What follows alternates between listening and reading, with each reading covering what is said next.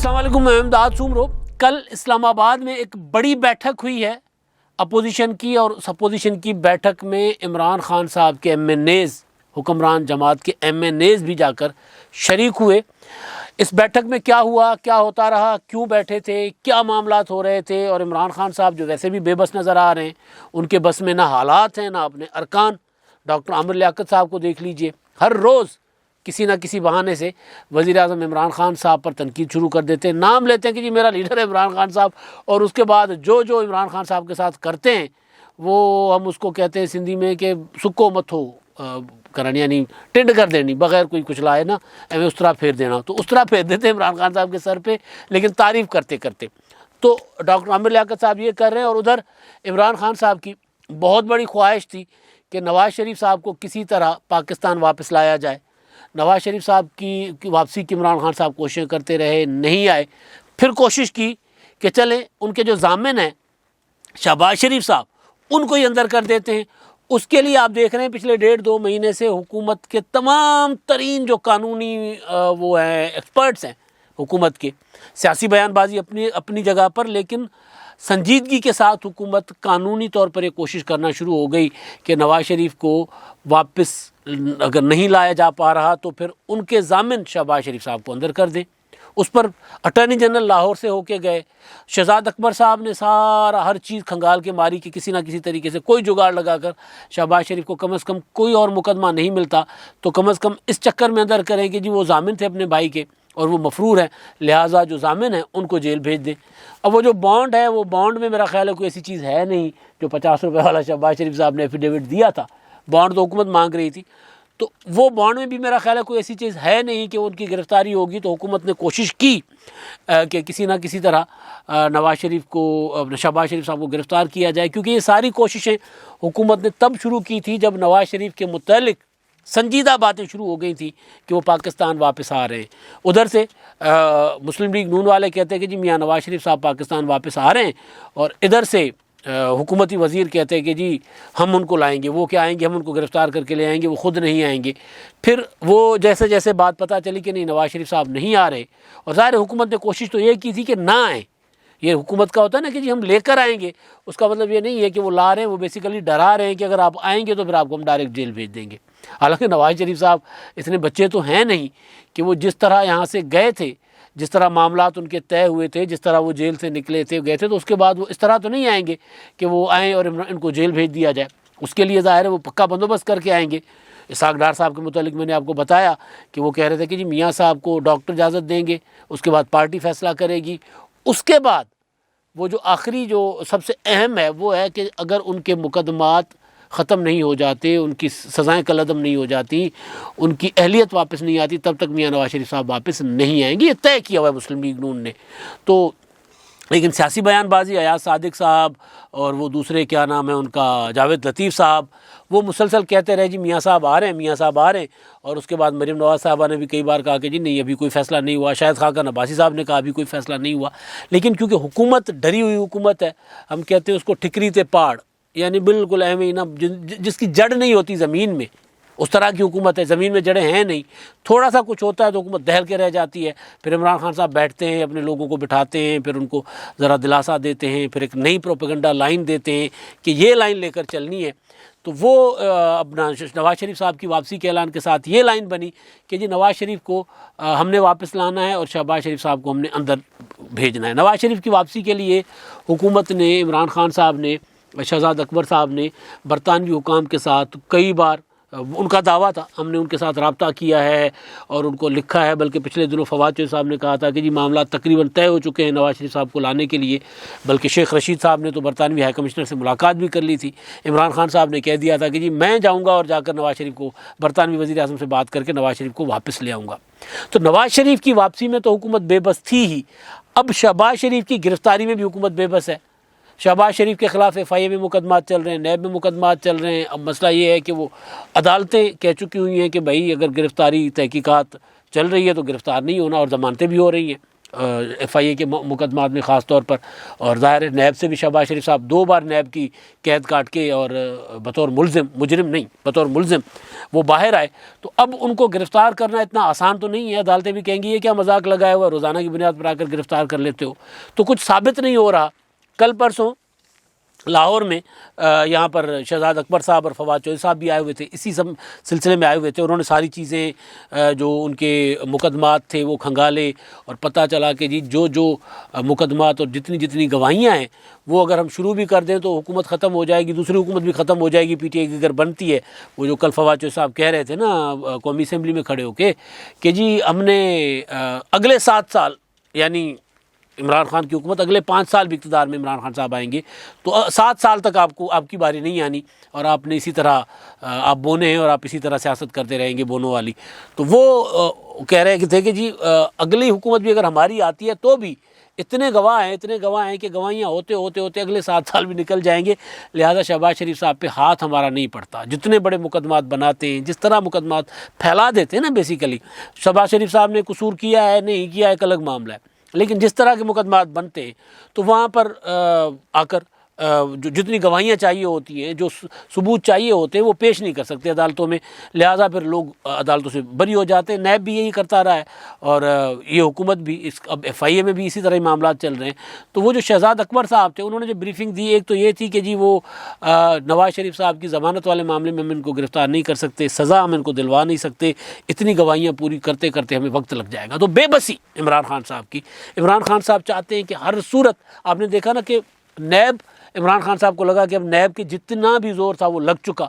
शहबाज शरीफ साहब को 2 बार गिरफ़्तार किया, फिर अदालतों से रिहाई हुई, तो उसके बाद नैब से का हाथ नहीं शहबाज शरीफ साहब पर पड़ सकता था क्योंकि अदालतें बीच में आ जाती। लिहाजा फिर FIA को बीच में इन्वॉल्व किया।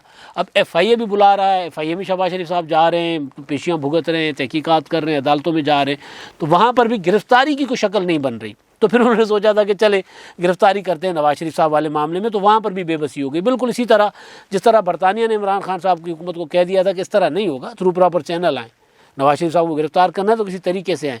कोशिश की थी कि जी हम उनको नहीं करेंगे, उनका रिन्यू नहीं करेंगे पासपोर्ट, तो नवाज़ शरीफ साहब वापस आ जाएंगे, वो भी नहीं हो सका। तो ये इमरान खान साहब की हुकूमत को अब बेबसी, ख़ास तौर पर दोनों शरीफ बरादरान के मामले पर बेबसी इमरान खान साहब की हुकूमत की देखने वाली है। जिस तरह इमरान खान साहब, कल परसों ही खबर थी कि खान साहब ने अपने पार्टी के तर्जुमानों के इजलास में कहा हम एहतसाब करने में नाकाम हो गए हैं।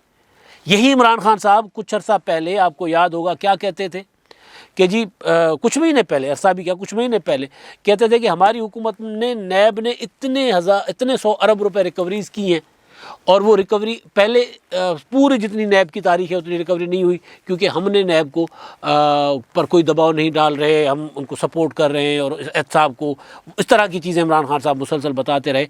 और जब से चेयरमैन नैब को पब्लिक अकाउंट्स कमेटी ने तलब किया कि जी आए बताएं ना ये जितने 100 अरब आप कह रहे हैं वो किधर हैं, ख़जाने में हैं कि नहीं है, तो इमरान खान साहब ने वो कहना भी बंद कर दिया। और खान साहब अब कह रहे हैं कि जी नैब हम एहतसाब नहीं कर पाए, एहतसाब करने में नाकाम हो गए हैं।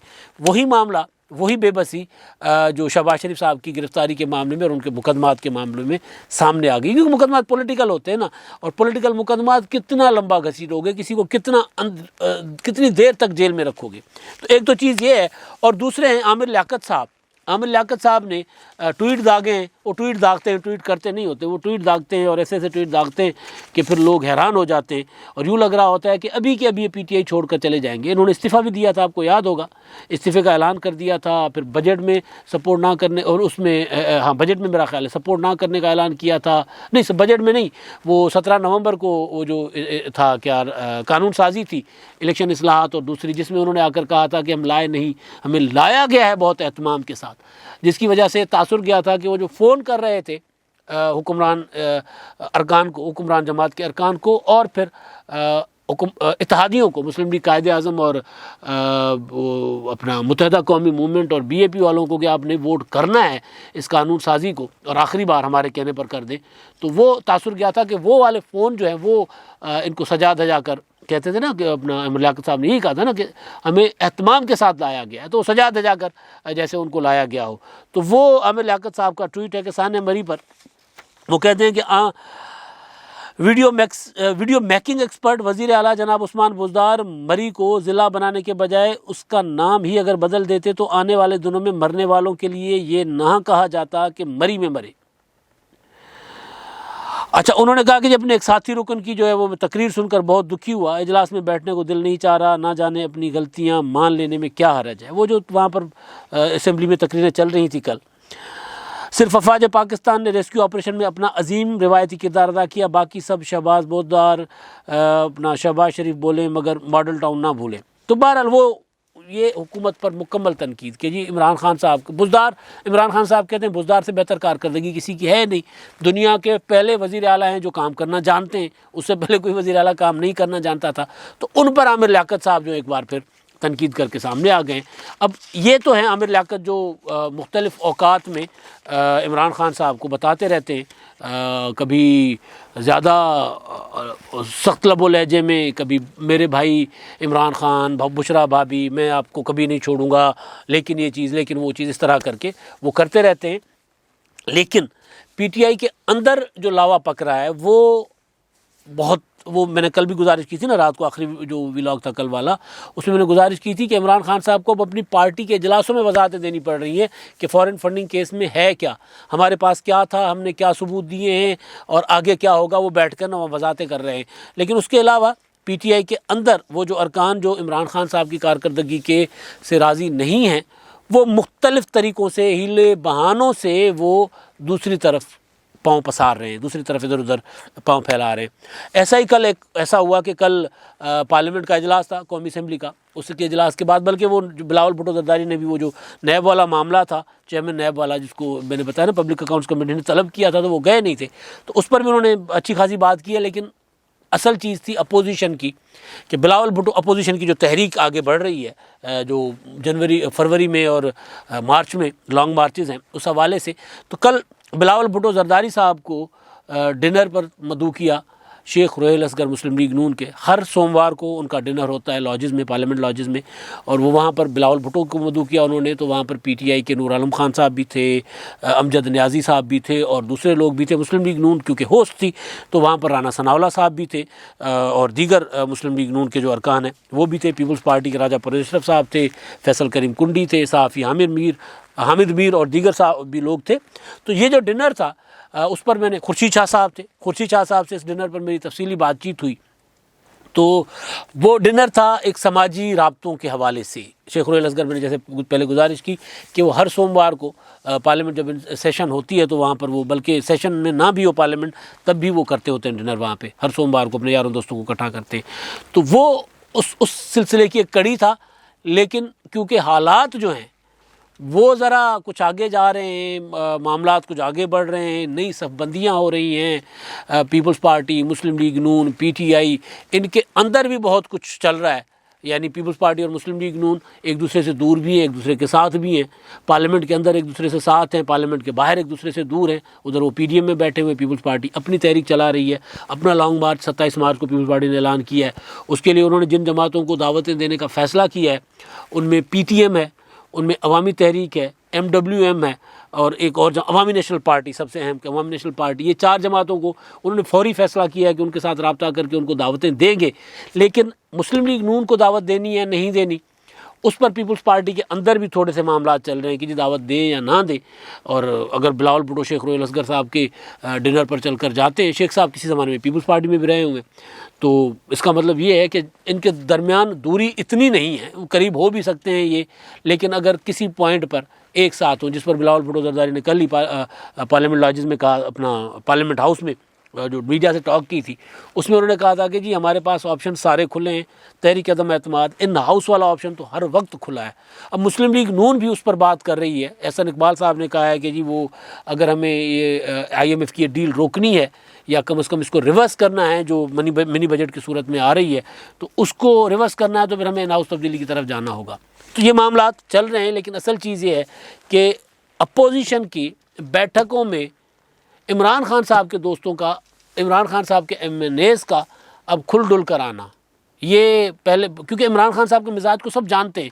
नूर आलम खान साहब तो अपने मिजाज के आदमी हैं, वो पार्लियामेंट में भी खड़े होकर हुकूमत पर तनकीद कर देते हैं। अमजद न्याजी का जाना, दूसरे अरकान का जाना, तो ये एक चीज़ जो है वो बता रही है कि अब सियासत खुलने जा रही है। पीटीआई, पीपल्स पार्टी और मुस्लिम लीग नून, उनके मामलात जो हैं लॉन्ग मार्च की हद तक वो वहाँ पर उनके सींग फंसे हुए हैं। मुस्लिम लीग नून की कोशिश ये है, ख्वाहिश ये है, ये मैं ख़बर के हवाले से बात कर रहा हूँ, ख़बर ज़रा, कि उनकी ख्वाहिश ये है कि लॉन्ग मार्च किसी तरह एक हो जाएं, एक साथ कर लें, या फिर कम से कम ये हो कि पीपल्स पार्टी के लॉन्ग मार्च में हमें भी मदऊ किया जाए और बाद में पीडीएम का लॉन्ग मार्च हो तो पीपल्स पार्टी को भी मदऊ करें, ताकि वो जो तासुर है वो अलग का वो भी ना हो। और ज़ाहिर है पीपल्स पार्टी का लॉन्ग मार्च अगर पहले होगा तो उसका असर अगर ज़्यादा होता है तो उसकी जॉइंट फील जानी चाहिए कि जॉइंट अपोजिशन का लॉन्ग मार्च था, सारी जमातें थी, सोलो फ्लाइट नहीं थी।